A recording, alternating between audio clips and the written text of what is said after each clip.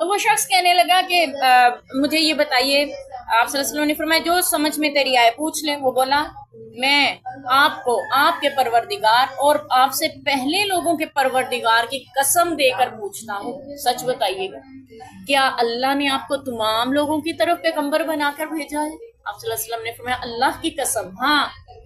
پھر اس نے کہا میں آپ کو اللہ کی قسم دے کے پوچھتا ہوں کیا دن رات میں 5 نمازیں پڑھنے کا حکم اللہ نے آپ کو دیا؟ آپ صلی اللہ علیہ وسلم نے فرمایا اللہ کی قسم ہاں۔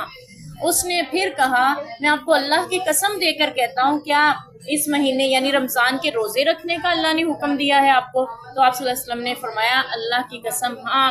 تو پھر اس نے کہا کیا اللہ نے آپ کو حکم دیا ہے کہ آپ یہ صدقہ ہمارے مالداروں سے لیں اور ہمارے مستحقین پر خرچ کر دیں، تقسیم کر دیں؟ تو آپ نے فرمایا اللہ کی قسم ہاں۔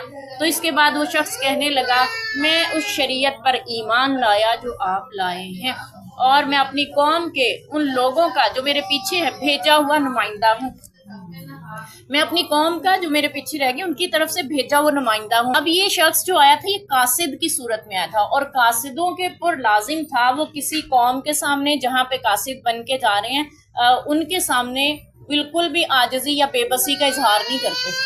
تو اس لیے اس نے سخت لہجے میں اور سیدھی اور دو ٹوک بات کی، جو پیغام لے کے آیا تھا اپنی قوم کی طرف سے وہ لے کے جانا چاہتا تھا صحیح طرح سے تصدیق کے ساتھ، تو وہ قاصد کے فرائض انجام دیتے ہوئے بھی تو وہ اپنے فرائض انجام دیتے ہوئے اس طرح سے دو ٹوک بات کر رہا تھا تاکہ اپنی قوم کو صحیح بات پہنچا سکے۔ جب اس نے جانچ لیا کہ آپ واقعی سچ بول رہے ہیں، سچے رسول ہیں اللہ کے، تو کہنے لگا میں ایمان لایا ہوں، میں بھیجا ہوا نمائندہ ہوں، اور میں زمام بن ثعلبہ ہوں، قبیلہ بنی سعد بن بکر سے تعلق رکھتا ہوں۔ یہ مسلمان ہوا تو غالباً ان کا قبیلہ بھی جنہوں نے بھیجا تھا وہ مسلمان ہو گئے۔ تو یہاں سے اس حدیث کا باب العلم میں لانے کا امام بخاری رحمۃ اللہ علیہ کا مقصد یہ ہے کہ کبھی حدیث خود پڑھ کر بھی دوسرے کو سنائی جاتی ہے، محدث کو سنائی جاتی ہے۔